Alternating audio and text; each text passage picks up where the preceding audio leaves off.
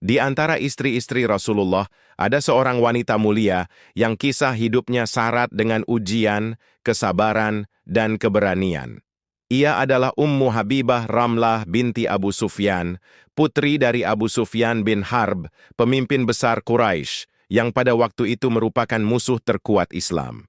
Sebelum menikah dengan Rasulullah, Ummu Habibah menikah dengan Ubaidillah bin Jahsh, saudara dari Ummu Salamah. Ketika Islam ditekan keras di Makkah, keduanya ikut berhijrah ke Habasyah, mencari perlindungan di bawah Raja Adil, Najasyi. Namun, cobaan berat menimpa. Ubaidillah bin Jahsy murtad, masuk agama Nasrani, lalu meninggal dunia dalam kekafiran.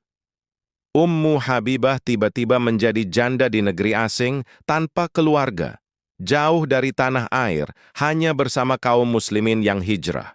Di saat itu, ia tetap teguh menjaga keimanan. Ia bercerita bahwa dalam tidurnya, ia bermimpi ada seseorang berkata kepadanya, "Wahai Ummul Mukminin." Ia pun terbangun dengan rasa heran, namun ia menyimpan mimpi itu di hatinya.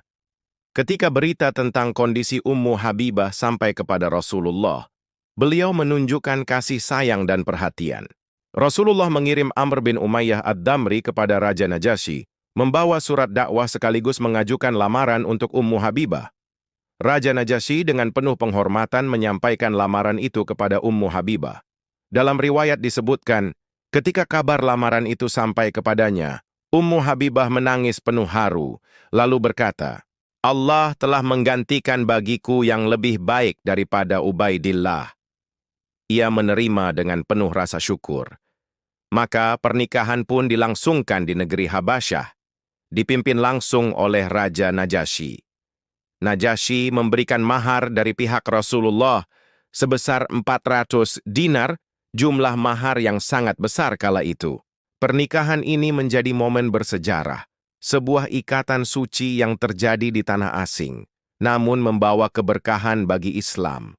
Setelah beberapa waktu, Ummu Habibah berangkat ke Madinah.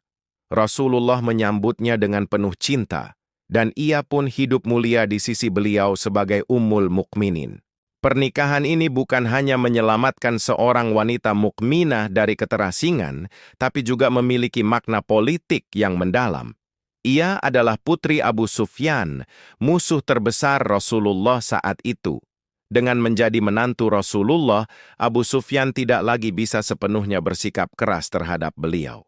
Ibnu Katsir dalam Al-Bidayah wa An-Nihayah menyebutkan, pernikahan Rasulullah dengan Ummu Habibah menjadi salah satu sebab Abu Sufyan kemudian melunak, meskipun ia masih dalam kekafiran hingga Fath Makkah.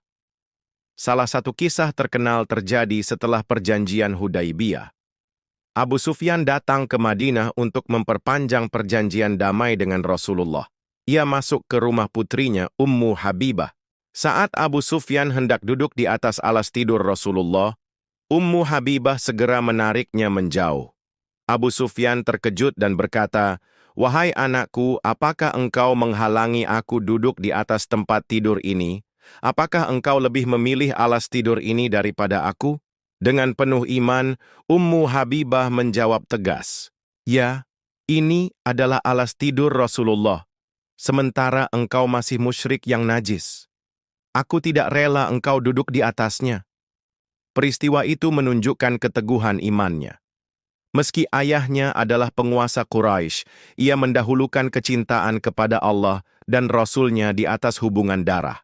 Setelah wafatnya Rasulullah, Ummu Habibah tetap hidup sebagai Ummul Mukminin, menjaga kehormatan dan menyampaikan hadis-hadis dari beliau.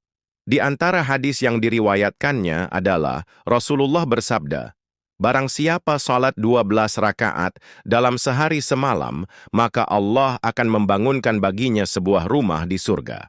Hadis riwayat Muslim. Ia meriwayatkan sekitar 65 hadis dari Rasulullah, menjadi sumber ilmu bagi generasi setelahnya. Ummu Habibah wafat pada tahun 44 Hijriah pada masa kekhalifahan saudaranya, Muawiyah bin Abi Sufyan, dalam usia sekitar 70 tahun. Ia dimakamkan di Baqi al-Gharqad, Madinah, bersama istri-istri Nabi lainnya.